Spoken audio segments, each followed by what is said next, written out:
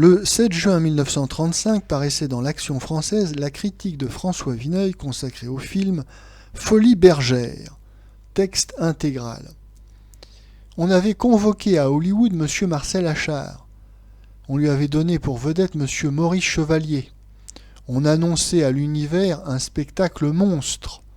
Ce film exceptionnel passe aujourd'hui en catimini dans une petite salle des Champs-Élysées. Il semble que l'on ait redouté les réactions plus brutales du public populaire à qui ce spectacle devait être destiné. Prudence compréhensible. Le titre faisait attendre une espèce d'apothéose du music-hall, renchérissant encore sur les chercheuses d'or, sur Prologue. Mais on nous offre tout au plus, pour ouvrir et fermer la séance, quelques tableaux qui ont traîné partout, peu ragoûtants au surcroît, comme cette averse où l'infortuné chevalier et ses acolytes pataugent jusqu'aux genoux. Entre les deux, le plus imbécile quiproquo. Monsieur Chevalier s'appelle d'abord Charlier, et c'est un chanteur bellevillois dans son naturel. Il ressemble si bien au baron Carzini, financier en difficulté, qu'on le paye pour tenir la place de ce gentilhomme dans une soirée politique.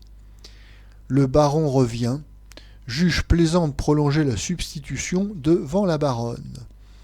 La baronne lui ouvre sa chambre, en ne sachant pas très bien s'il est Charlier ou Carcini. Le lendemain, la baronne se persuade que le baron était bien Charlier. Charlier ne sait pas que la baronne savait qu'il était Charlier. Le baron, pour se consoler, croit que la baronne savait qu'il était le baron. Charlier, la baronne et le baron croient qu'il croyait qu'il ne savait pas savoir que le baron, la baronne et Charlier. C'est une espèce de ronde infernale de la bêtise vaudevillesque. C'est l'imbécile manège des chevaux de bois de notre crise ministérielle. Et il a fallu 5 mortels, quart d'heure, avec un dialogue atrocement cosmétiqué, pour en arriver à ce résultat. Cet excellent chevalier n'est pas en cause, mais sa résignation ajoute encore à l'aspect sinistre de ses insanités. Comme me le disait un confrère l'autre jour, il faut un assez triste courage à M. Marcel Achard pour avoir signé ça. Je n'ai jamais eu un goût bien marqué pour la sensibilité truquée de ces petites pièces.